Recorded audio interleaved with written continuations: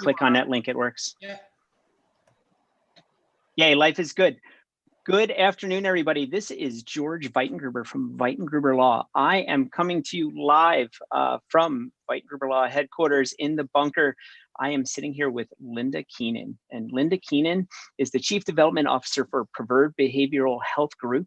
She's been a Preferred for 3 years, and before that, she was the Director of Development for the FoodBank for 8 years, which means she has a ton of knowledge that she can share with us today regarding the logistics of A, operating a food bank, and B, working on your mental health and well-being in a pandemic. Just like everybody else, 8 weeks ago, Linda got ripped from her office along with 450 other workers that had to go off-site and still take care of the well-being for about 30,000 clients. So I thought Linda would be a great person to talk to, and I'm so excited that she could join us today. Linda, thank you for coming. It's great to see you.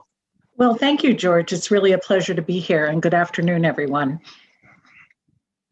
So Linda, we have had a lot of people panicking. Obviously, the degree of panic has gone through almost the stages of grieving, where people went from shock, awe, confusion. It sounded like a joke when we were talking about this 3 months ago, to all of a sudden we're off site and we don't know what's going on. And then we're off site for longer and we think that we shouldn't be anymore. And now people are freaking out because they still don't feel like there's a plan in place. All of that anxiety seems like something that's right in the wheelhouse for what your group does. Why don't you tell us a little bit about that, and then we can get into the meat of it. Sure. First, I'd just like to share some statistics with you from the National Association of Mental Illness.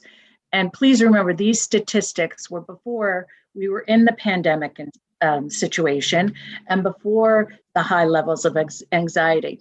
And basically, about 1 in 5 adults do have mental illness issues, and 1 in 6 children also suffer from mental illness challenges. So that's why, again, pre-pandemic, we were supporting over 30,000 individuals throughout Monmouth and Ocean Counties who were experiencing challenges of mental illness, addiction, and substance use. We are the premier nonprofit agency for behavioral health. We have 15 locations, and we help these individuals. We assist, support, treat, and we do that through over 70 specialized programs, whether they're individual programs, group programs, counseling. And we take it because mental illness and addiction does not discriminate. It really goes across every nationality, every gender, every socioeconomic group. So we make sure that we have programs to help people from basic counseling all the way to critical care. We have a critical team that's on the road 24/7, 365 days a year, as well as we have group homes. So we really provide all levels of support and treatment for people who are experiencing some challenges in their life. Now, yeah, exactly. So now that this is going on, this has created a whole new magnified challenge. And how have you guys been up to the task of addressing that? Yeah, that's a really good question. You know, these people now are experiencing isolation, despair. It's intensifying some of their underlying mental illness issues. So what we had to do immediately was that we adopted a new business model. We had to stay connected to these people who really depend on us for services. So we went from, in-person counseling to really working with telehealth and telepsych applications. And we made sure that all of the people we are treating had access to be able to stay connected with us. In addition to the video with telehealth and telepsych, we're making follow-up calls. We're checking on basic human needs. Some of these people, all of a sudden, not only did they need counseling for their mental illness, but they needed basic human needs such as food. So we made sure they had food. We have really reached out to all of the people we've been treating. And at the same time, we have seen an increase in the number of people who have come forward that also now need some support at some level. So one of the interesting things you had told me when we talked offline about this was that there are actually some people where this new tool of doing everything from a virtual platform might actually be more beneficial to some of the people that had their own anxieties about coming in and attending those meetings, that now, because it's video, it almost became more convenient. It's very interesting. We have seen that happen, especially with substance use. We have different group counseling sessions. Some people attend those sessions because it's court mandated. Other people attend those sessions because it's part of the program. And we found two things. Number one, the level of attendance has increased. So we're getting more people participating in the sessions. But more than that, we're hearing from more of those individuals on the calls. And for whatever reason, maybe it's less intimidating, maybe they are experiencing this escalated concern about relapsing. But we found that not only is it working as we had planned, it's even working better than we planned. We'll actually rewind and let's go back to mid-March. Yes. And all of a sudden, the announcement that we're going to go offline. I know you had told me that everybody's still working, but go into the logistical exercise of how you get 450 staff at 15 different locations to transition into a model that didn't exist. Well, it wasn't easy, but we did it very quickly. And I'm so proud of the people in our organization, and I'm so proud of our organization. We have an extremely dedicated and compassionate staff. And because of the level of commitment to our clients, we were able to make the transition very quickly. But it did require equipment. We had to make sure that everyone was equipped with laptops. It did require communication. We started communicating even before we had the stay-at-home order from the governor. We made sure that our clients and our staff knew that we were being proactive and taking steps to make sure that we were ready before the stay-at-home order and we're going to be ready after the stay-at-home order. And we had actually a team of people who put together all of the details of what we were going to do if we had stay at home.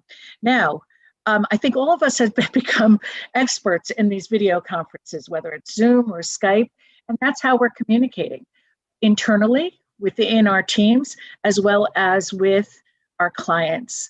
Some of the clients may not have cell phones, so we are actually looking at burner phones to provide them so that we can stay connected. Staying connected is so incredibly important, especially with everything going on. I had forgotten about that piece of it. The access and availability to the internet and to phones. It's not technically a utility, but it's almost one. Right. The ability to get those burner phones, you've got grant money, I guess, put aside for it, or there's just extra fundraising endeavors that have to go into it at the moment? Well, it's really both. I mean, we have to fundraise and we are applying for different grants. There are a lot of unplanned expenses to make everything keep going like it should go, and even increasing what we're doing. So we're looking at a number of different sources, but we're always looking as a nonprofit. When we're hit with unplanned expenses, we really have to come up with option B quickly. So that's why we are looking at available grants, which I'll be honest with you, there are some, not as many as we would like to see, and also fundraising. We're actually doing a virtual fundraiser next Tuesday, the 19th, with a local musician, Billy Lawler. And, music heals. And that's why we think it's great to have a music fundraiser. And we hope to bring in some funds to not only burner phones, but some of the equipment that we need, as well as some of the protective, the masks, the sanitizers, the gloves, all of that. So we are going to be doing a virtual fundraiser next Tuesday. If you give me that link, I'll make sure that we populate it out there. I'll be glad to provide that to you. Thank you. I appreciate that. And it should Absolutely. be, it's for a good cause, but it's really with a great musician who a lot of people know from the local community, and he's donating his time and talent because he really believes in helping those people in need. I mean, it's an example of neighbors helping neighbors, right? We all can come together to make a difference, and that's what we're here for. And that's one of the more challenging things with this pandemic. Like, if we focus back, New Jersey's super resilient. We've gone through 9/11, and we went through a major recession where the bubble affected a lot of people in New York and New Jersey. And then we went through Sandy, and the community comes together really quickly, and we protect our own. But in something like this, where there isn't necessarily an exit strategy, and the jumping into it has been a little difficult, challenging. The ability for people to come together the same way, I've seen a ton of innovation, but I still think you've got people that are scared and are always looking for some way to reach out and to help, but they also might be one of the 30 million that are now unemployed. So what's their other outlet and avenue that they might be able to help to reach out, to continue having that goodwill spirit that helps enrich all of us when we actually get to help the community? Yeah, and that's why we really think that together, as a community, as neighbors, as friends, as relatives, because if you, at least within my circle, every family at some point has experienced someone, whether in the family or within their friend circle, who has been challenged with substance abuse, addiction, mental illness. So I think that people, to have the opportunity to come together, especially in this very difficult time, I think it gives everyone a chance to make a difference, right? Together we make a difference. And I do want to share another very alarming statistic with you that came out in the Washington Post last week, because you had mentioned a little while ago about unemployment. Well, unemployment has a direct impact on mental illness and a direct impact on substance abuse.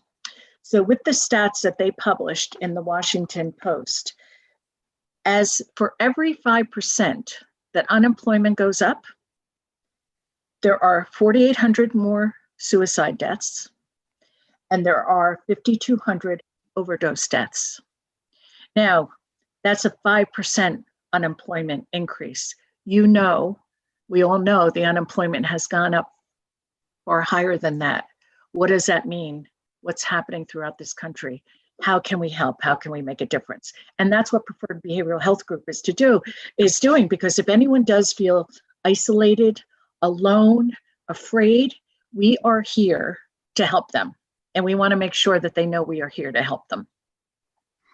And I think that's super reassuring, because I don't necessarily know if people necessarily know that that's there for them. Like, right.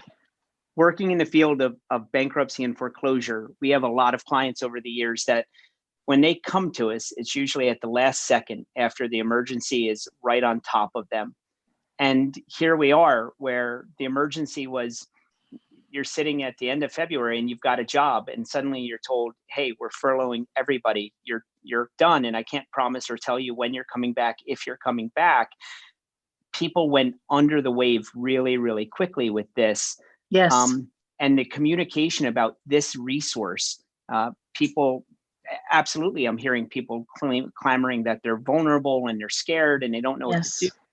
But I don't know if they're necessarily advocating for themselves and expressing their concern to an expert, to people that can aid them.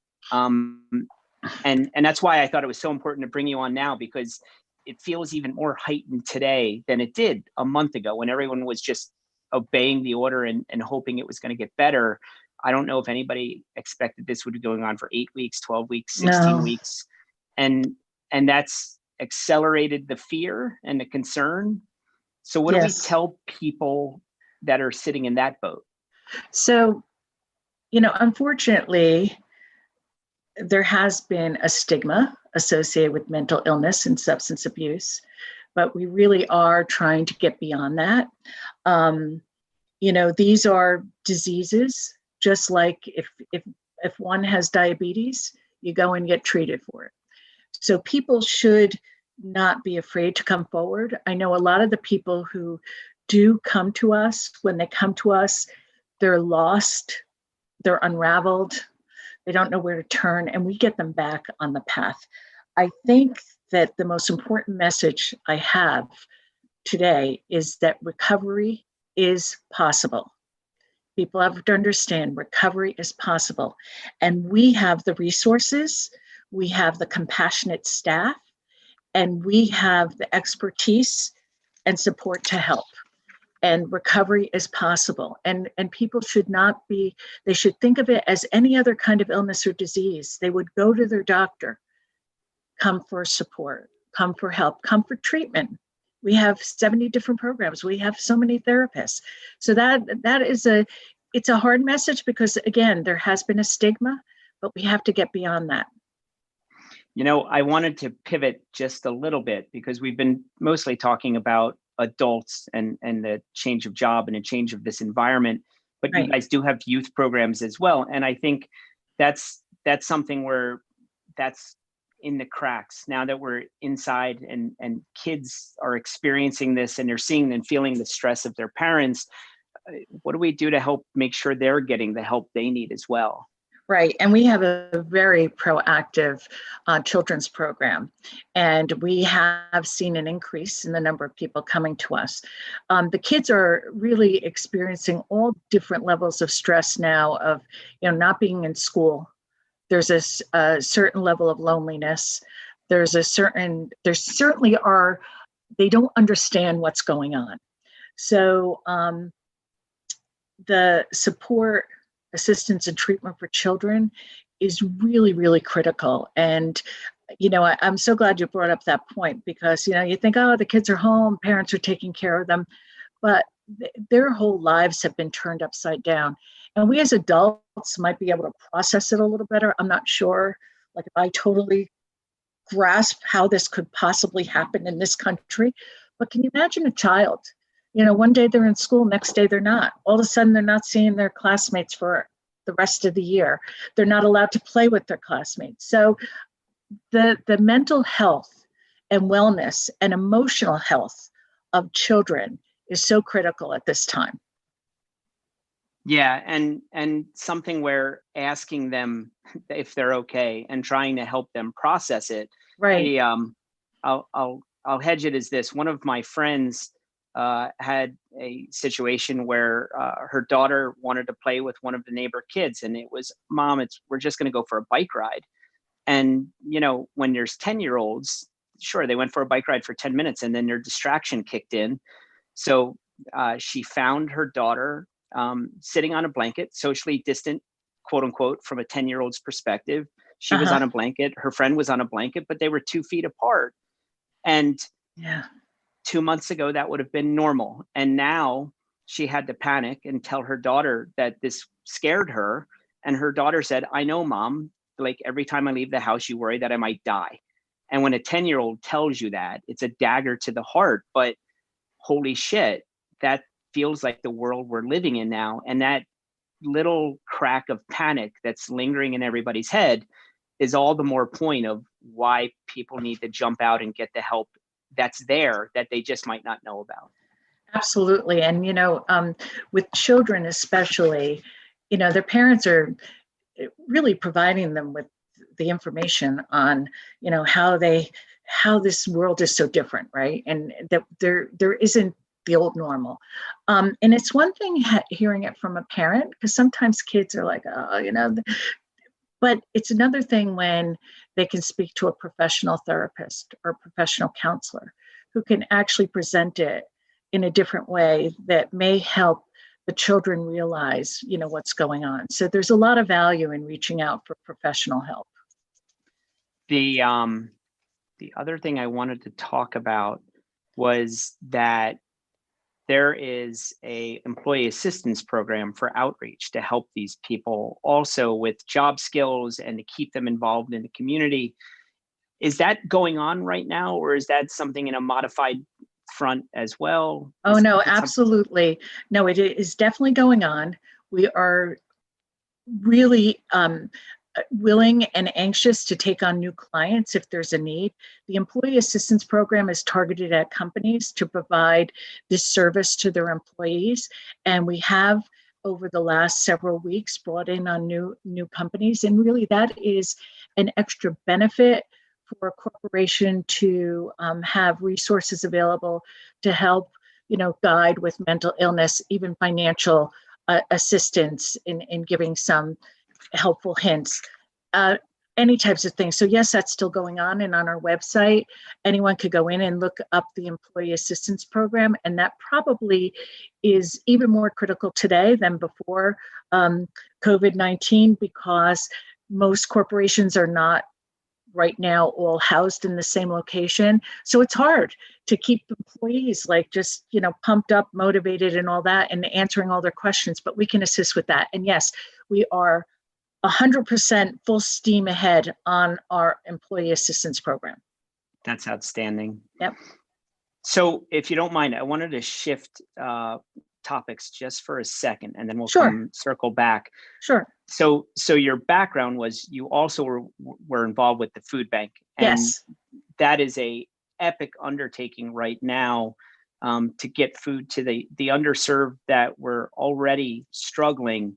And I know you're not boots on the ground right at the front of it right now, but what do you think they're going through from a logistical perspective to keep things running as normal as possible? Yeah. And, of course, I'm still in touch with so many of the wonderful people over at the FoodBank. And, they are, it's amazing what they're doing, because the FoodBank has, 300 pantries in the network. And it's all of these pantries that are in local communities that are really assessing and assisting those individuals who are now food insecure. They are making sure, and especially with the children, because as you know, the children who qualified for the free breakfast and free lunch, all of a sudden they're not in school. And they qualified for that free breakfast and free lunch because their families are lower income. Those children are getting meals every day. We make sure. And, it's so incredibly important, not only to get through this disaster, but just for the overall health of the children and adults to deal with something of this magnitude. They have to feed their bodies to feed their soul.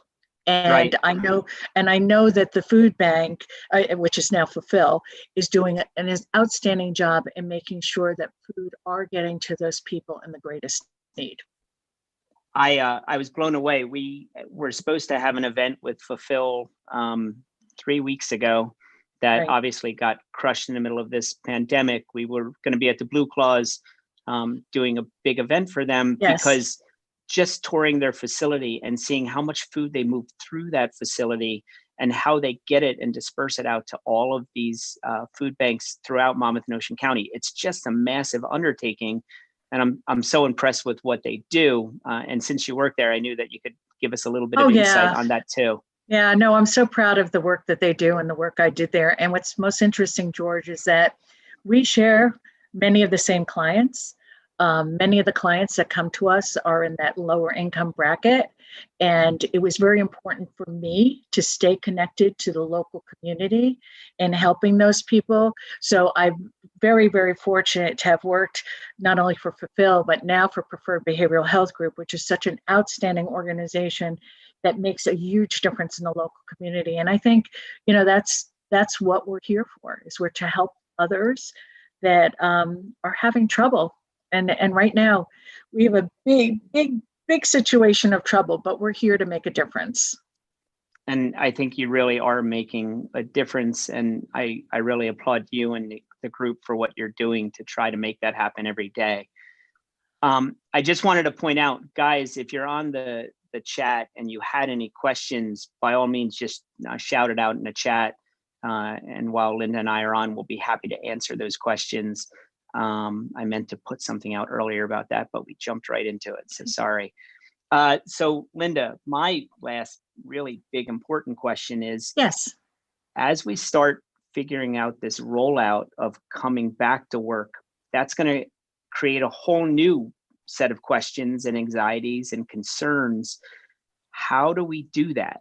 And how do you guys support that? I really wish I knew the answer to that.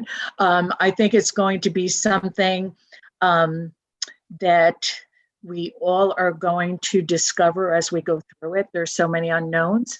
But what's most important to us at Preferred Behavioral Health Group is that as we get back to work, we want to make sure that we have facilities that are safe and that people have confidence and there's not a fear. And that's going to take some adaptation.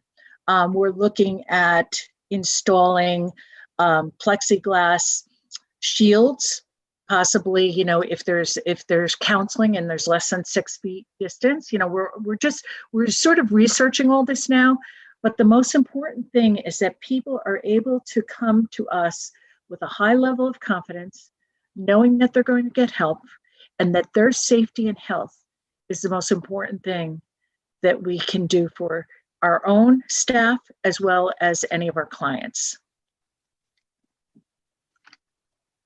So sorry about that. That's okay. It's amazing when you've got a virtual background like this and somebody can walk in and hand you a note and say, wow, that is pretty amazing. Something.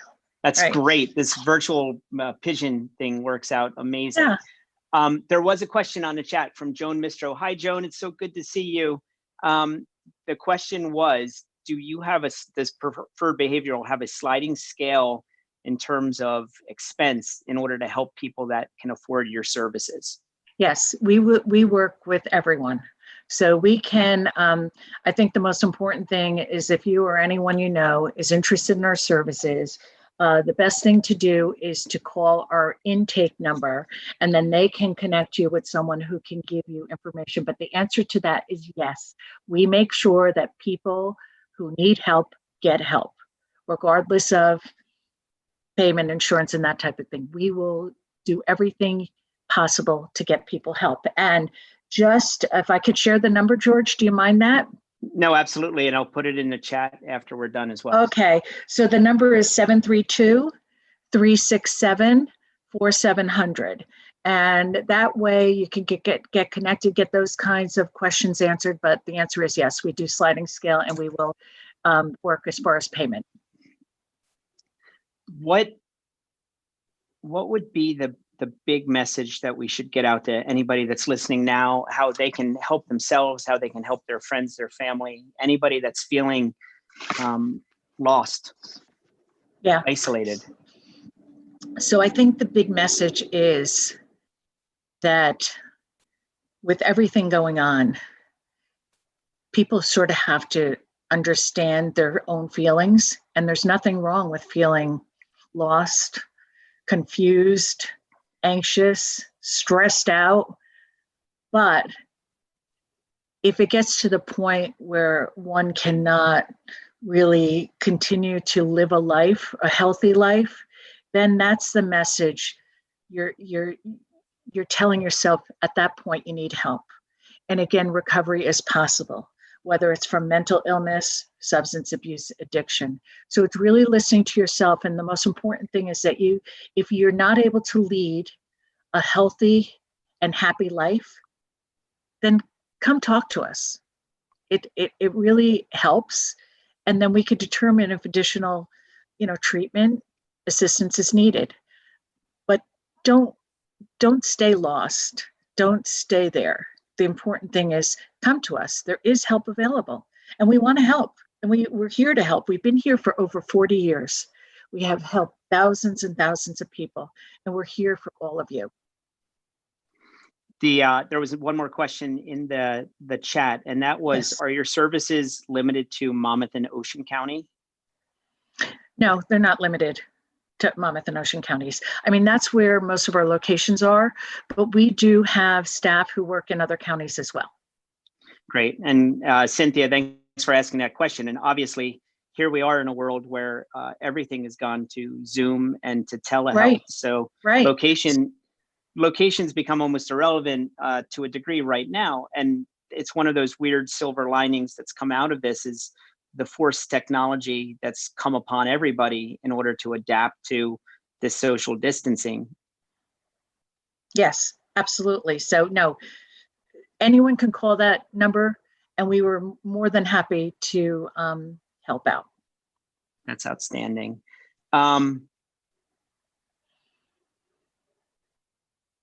There was something this morning, and I wanted to make sure I could ask it in the right way.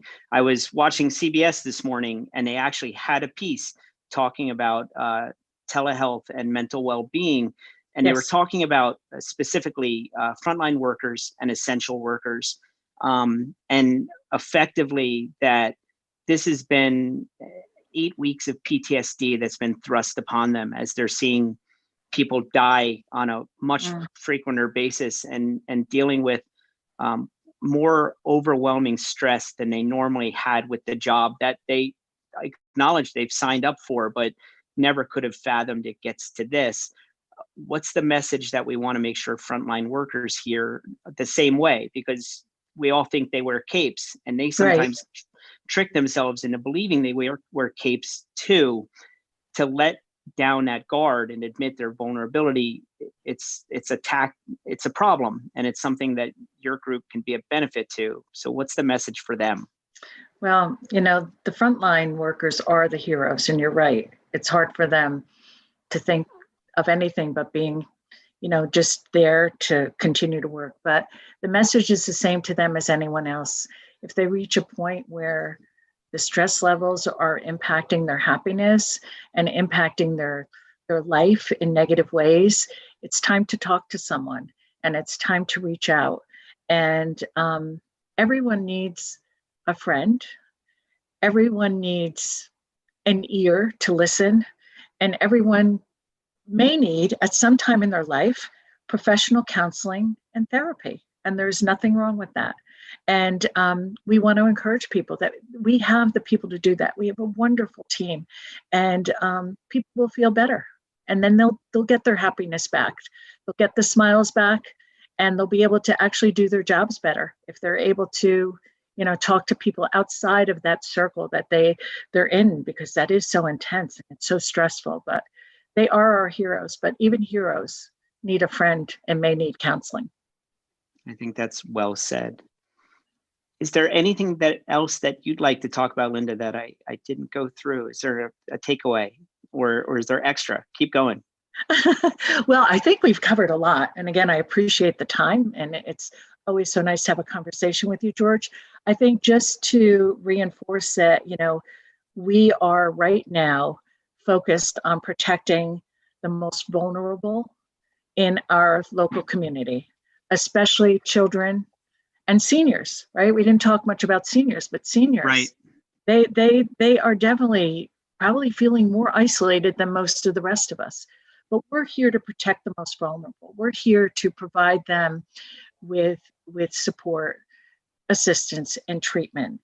And we know that now in this current situation that people are experiencing isolation and despair. We know that it can intensify underlying mental illness as well as substance use issues. And we're here to reach out, and we want them to reach out to us, so we know that we can help them in so many ways. And again, just not to be repetitive, but recovery is possible. Recovery is possible. We have the support system, we have the staff, and we want to make sure that we can make a difference in your lives, and that you could lead healthy lives now and going forward, because it's not going to get easier, right? It's probably just going to get tougher for all of us, but we're all here to support each other, and we want to help anyone who needs it.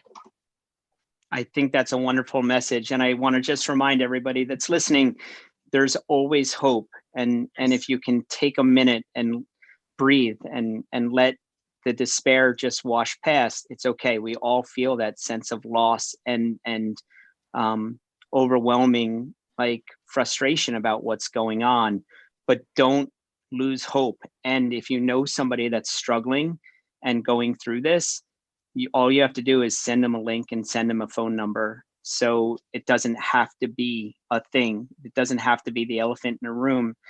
You just have to help encourage them to reach out for the people that can help get them on the right path.